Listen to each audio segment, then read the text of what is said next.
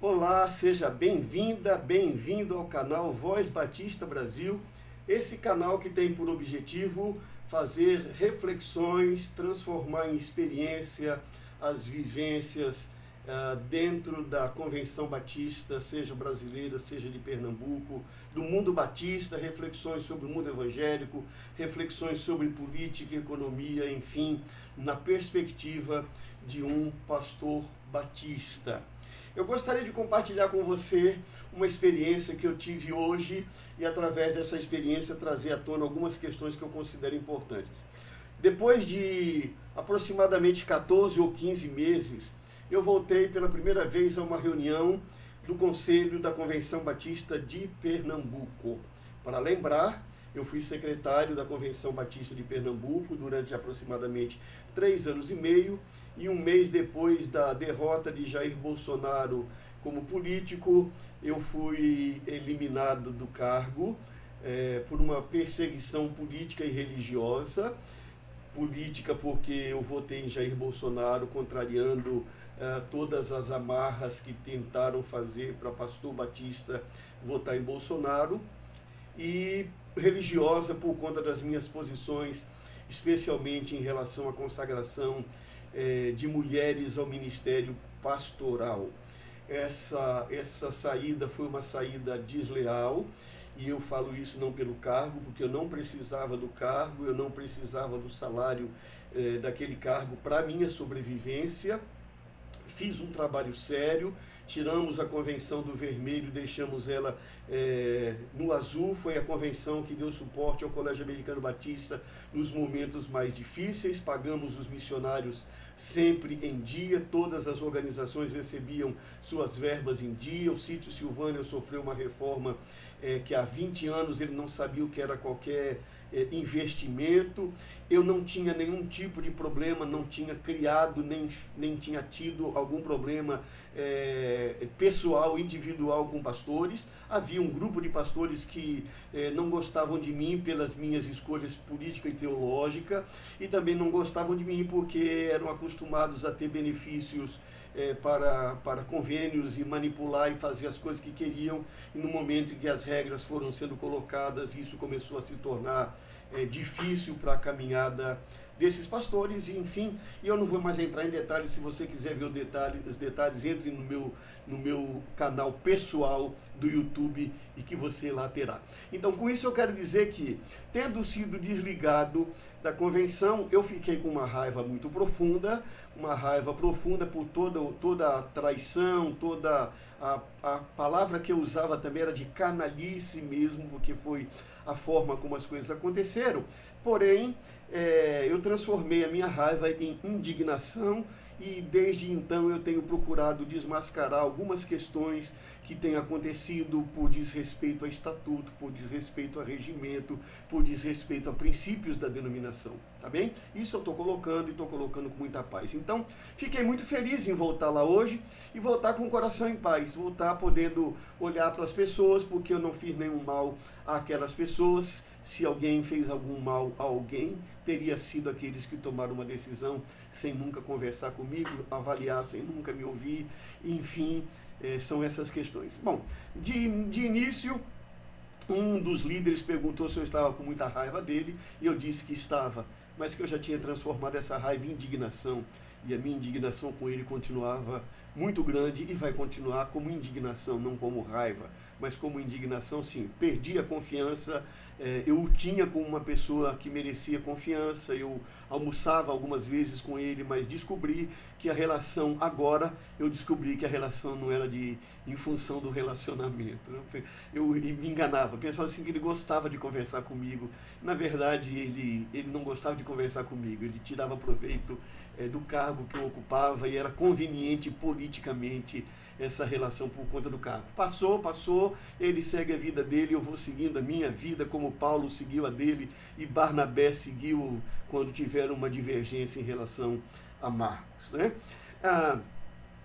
Vamos então colocar numa ordem cronológica as coisas que aconteceram lá, para você se situar. Primeira coisa que aconteceu foi mais um problema. E aí vai dizer assim, mas Edivar, você que é muito crítico? Não, não sou eu que sou muito crítico. Imaginem vocês é que o regimento da Convenção Batista de Pernambuco, ela diz que o diretor do Colégio Americano Batista, quando ele vai ser convidado, é preciso que o Conselho da Convenção Batista de Pernambuco tome conhecimento de quem vai ser indicado para o cargo. Isso é regimental. Então, quando nós chegamos lá, para minha surpresa, eles estavam apresentando uma nova diretora para o Colégio Americano Batista. Ninguém sabe como se deu o processo. Não houve nenhum tipo de edital abrindo para currículos para saber quem podia, porque não é essa a política. A política não é a democratização do que é batista. A política é a política de descer goela abaixo junto aos batistas. Então, o que eles fizeram? Eles convidaram uma pessoa, fizeram uma reunião da Assembleia do Colégio, que eu suponho ter sido extraordinária, porque o Estatuto do Colégio diz que a Assembleia do Colégio ordinária é no mês de março, e eles então elegeram uma diretora. Antes de conversar com o Conselho da Convenção, levaram a pessoa à reunião, deram a palavra para a pessoa, oraram pela pessoa, a pessoa saiu, eu levantei a questão de ordem. Por quê? Porque precisava ter o conselho antes. É constrangedor você fazer alguma coisa e depois o quê? Descumprir o regimento da convenção. É mais essa diretoria é a diretoria que eu já vivi nos meus 50 anos de cargos em liderança denominacional, é a diretoria que eu mais vi desobedecer estatuto e regimento interno da convenção. E agora desobedeceu mais uma vez. Claro que quando eu fiz a indagação da questão de ordem, ela fez o que era correto, mandou para o conselho, para a comissão jurídica analisou, entendeu que de fato tinha que vir para o conselho, mas tentou se pegar num artigo que diz que a diretoria podia fazer ad referendo. Então, ad referendo significa que a diretoria tinha que chegar no conselho e pedir o referendo do conselho. Mas não se pediu nem o referendo. Tanto é que não vai haver registro em ata de qualquer referendo. Ou seja, desceu-se goela abaixo. Do mesmo jeito que fizeram com a saída do secretário-geral, desceram goela abaixo. E o que eu fico admirado é o conselho, os membros do conselho. Tem boa parte dos membros do conselho que eu conheço. São pessoas muito boas. São pessoas que eu não tenho nada a dizer de sua maneira de ser. Mas entram calados e ficam calados. Vendo essas coisas sendo descumpridas e ninguém fala nada. E é por isso que a convenção vai afundando e afundando, porque os dirigentes, quando assumem cargos, eles se esquecem do estatuto e se esquecem de cumprir. E isso não era por falta de conhecimento, porque a diretoria da convenção convocou uma reunião dos batistas no mês de dezembro, e naquela reunião eu levantei essa questão de que precisava haver referendo do conselho para a direção do colégio, não tinha havido. E percebe como que é? Isso é um ato de desobediência. Mas essa desobediência, as pessoas não reagem. Então eu já estava ali como que pisando em ovos, porque só depois que a presidente da ABAS disse que eu estava representando é que a minha palavra foi reconhecida como de direito, para propor, para poder levantar questões de ordem, para poder falar. E também você fica preocupado para não ser inconveniente de ficar falando o tempo todo, até porque um estatuto que não foi discutido tem um monte de questões, que vai passando e se perde uma oportunidade de fazer uma coisa que seja bem feita, porque foi feita às pressas, sem a participação das pessoas. Então, esse primeiro ponto é o colégio ter convidado uma diretora sem o referendo do Conselho da Convenção, como manda o Estatuto. E pior do que isso, já fez isso porque eles estão convencidos de que a convenção vai alugar o Colégio Americano Batista. E eu vou falar a respeito disso mais adiante e vou trazer uma palavra mostrando dados técnicos para os irmãos perceberem que eu acredito que é um ato que eu não vou dizer o nome em respeito às pessoas que fazem parte dessas decisões, mas eu vou colocar tecnicamente no momento correto, tá bem? Então, tivemos essa questão, primeiramente. Aí entrou-se na reforma do Estatuto da Convenção. Bom, eu pensava que eles iam fazer uma reforma só para ajustar a necessidade do Colégio Americano Batista, que pretende, esse grupo pretende alugar o Colégio Americano Batista para uma outra instituição de fora de Pernambuco.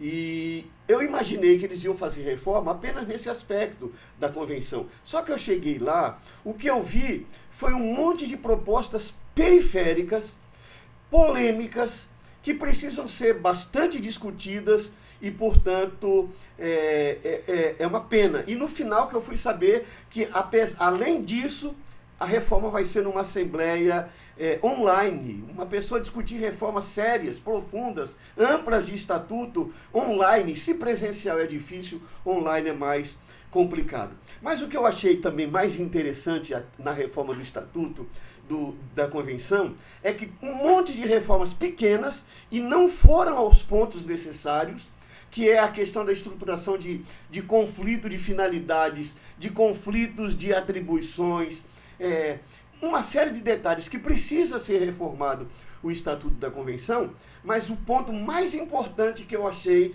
das propostas foram dois. Primeiro, que a diretoria possa ser reeleita para mais um mandato.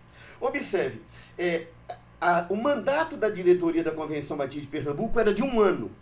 Aí levaram uma proposta dizendo que 1 ano era muito pouco. Então pediram para fazer mandato de 2 anos, porque 2 anos seria um tempo suficiente, só que sem reeleição.